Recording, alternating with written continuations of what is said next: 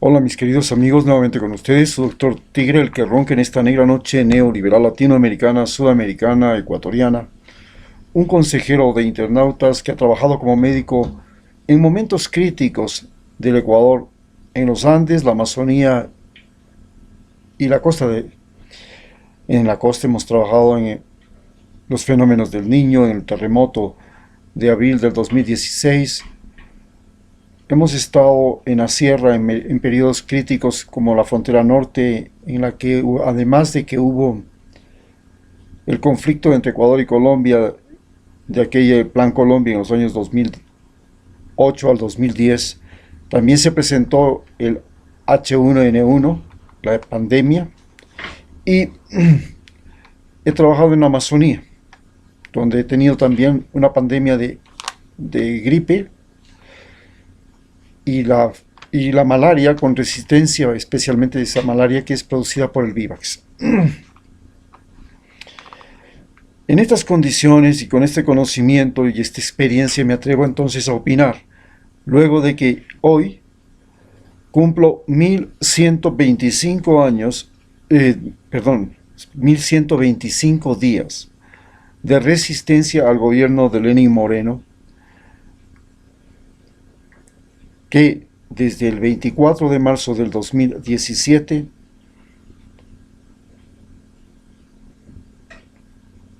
me discriminó y me apartó de mi trabajo, y por esa razón decidí mantenerme en lucha constante contra ese gobierno. Primero señalaré que en este momento estamos viviendo el paso, a partir de la próxima semana, del 4 de mayo, de lo que se llama el aislamiento domiciliario a uno que se llama la distancia social, en la que ya va a haber circulación de transporte, pero no pueden estar aglomerados los pasajeros. Se van a permitir negocios como los de la construcción, otros las empresas tendrán que turnarse y hacer 3 turnos diarios para tener la menor cantidad de personal trabajando al mismo tiempo, distribuirlo en 3 jornadas para que esta distancia social se mantenga y no haya posibilidad de contaminación. Se hace obligatorio el uso de la máscara. Las personas de más de 60 años no pueden salir de su casa, se mantendrá para ellas el aislamiento. Y por supuesto se complica la cosa porque se supone que se va a hacer una prueba masiva para detectar por estadística cuántas personas están enfermas, cuántas personas han muerto y cuántas personas aún no se enferman o son portadores sanos. El asunto es que esta medida se toma, como otras tantas, dentro de la conducta incoherente, no solamente de Lenín Moreno, sino también de Donald Trump, que analizaremos en la siguiente charla. Pero siempre tenemos que partir de cómo se origina este problema, ¿no? Este problema es porque hay una gran cantidad de muertos en Guayaquil. Y la cifra de muertos, que decían que eran solo 300,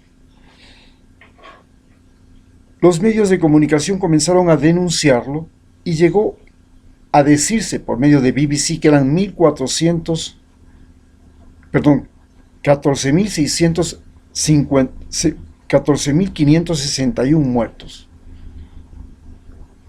Esto no se ha podido confirmar. Sin embargo, lo que sí sorprendió a todos es que se decía que eran 11.000 los enfermos, y luego aparecieron hace 3 días que ya no eran 11.000, sino que eran 22.000. Se justificó diciendo que los 22.000 se producían porque se habían represado unas pruebas que no se habían verificado, que se habían demorado y que ahora ya la tenían, y que entonces sí, se habían comprobado que eran 22.000. Pero recordemos que el problema que se presentó en Guayaquil tuvo tales dimensiones que mucha gente primero no pudo llegar con su paciente al hospital y murieron en casa. Los que murieron en casa no se supo de qué murieron. A su vez, como en todos estos momentos, no faltó el oportunista que, para poder sacar un certificado de defunción, pedía $500, sea en el del registro civil, o sea el médico o el personal de salud del hospital que tenía que dar el certificado. Si no, no había cómo enterrar. Muchas de las personas fueron enterradas en cementerios de otras parroquias porque ya no había lugar en los cementerios de Guayaquil y con muchas informalidades. Se llevaban a los pacientes, a los muertos, en las cajuelas de los carros, en los asientos posteriores, disfrazados para cruzar por los controles, y así no se pudo constatar cuántos eran los muertos en total. Pero BBC publicó que los muertos sumaban 14.561. Por supuesto, estos muertos no eran solamente pacientes enfermos, también comenzaron a aparecer muertos médicos, enfermeras, auxiliares, personal de las Fuerzas Armadas, de la policía, taxistas, y puso en sospecha de que los hospitales se habían convertido en foco infeccioso, porque si no, ¿cómo se explica que los médicos se mueren?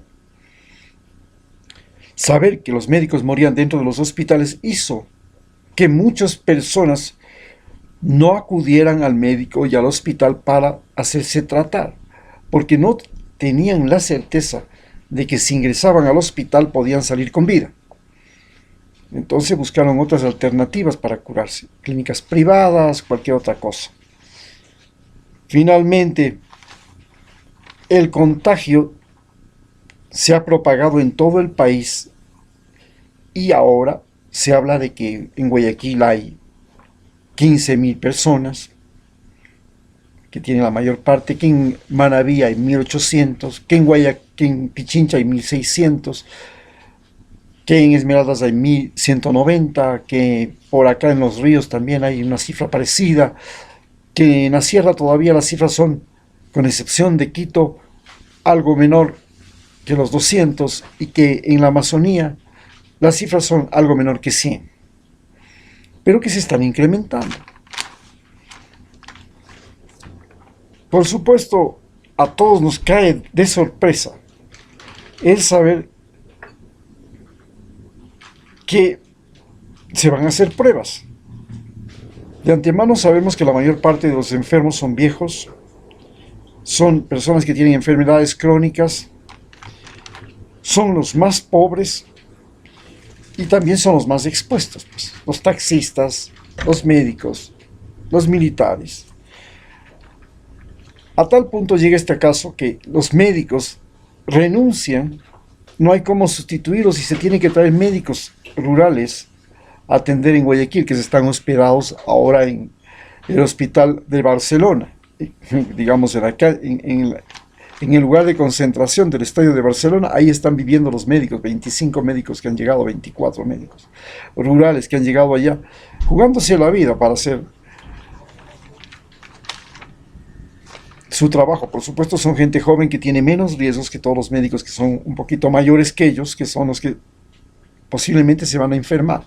Tienen menos experiencia estos muchachos, pero los otros en cambio pueden morirse. Nuevamente, ya sabemos que hemos pasado del autoaislamiento de la cuarentena a esta distancia social.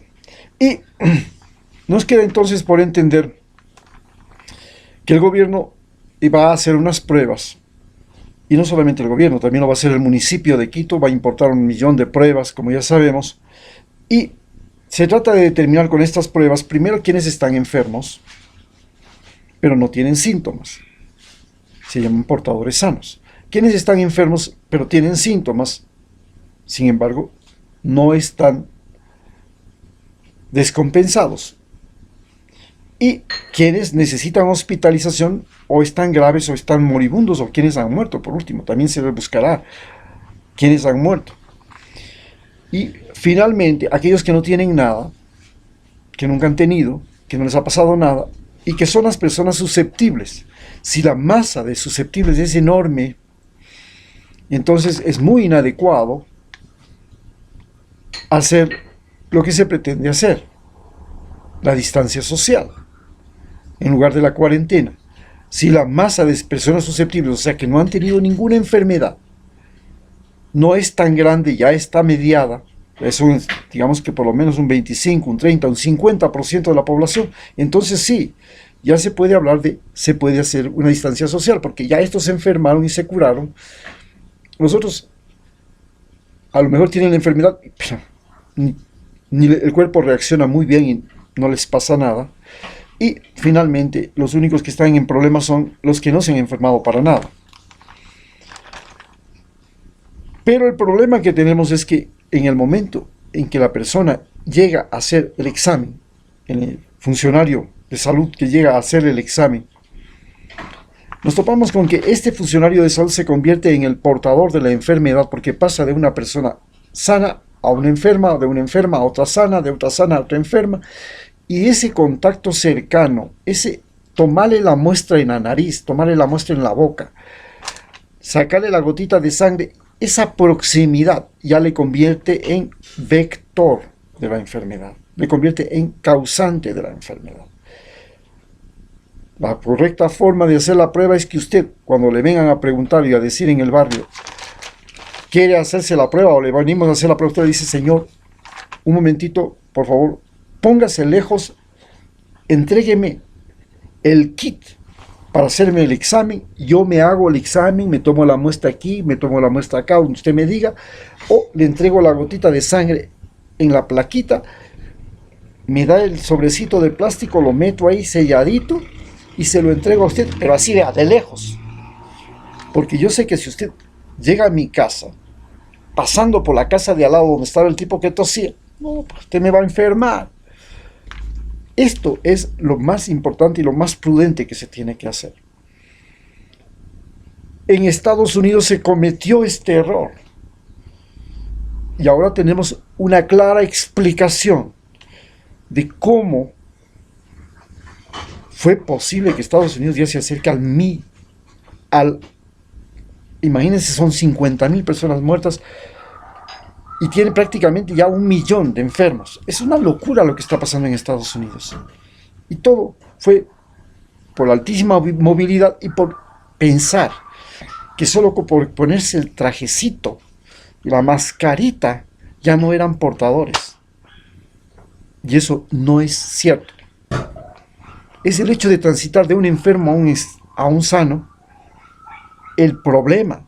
Y es así como los mismos médicos, los mismos que tomaban las pruebas, los mismos hospitales se convirtieron en el problema, no en la solución. Por eso, si se va a hacer estas pruebas, usted cuídese. Dígale, yo me hago la prueba. Usted manténgase como debe ser, a 2 metros de distancia, lánceme la fundita, lánceme el kit, yo lo cojo en el aire. Y ahí me hago la prueba y yo se lo tiro por ahí. Desde la ventana de la casa se lo tiro. Pero no permita que un individuo que pasó, que viene de un hospital contaminado, de una casa donde hay un enfermo, entre a su casa o esté cerca de usted. Por favor, ni se le acerque al carro siquiera para sacarle la muestra en el carro. Que fue el grave error por el cual Estados Unidos hoy día está pagando los platos rotos. Muchas gracias.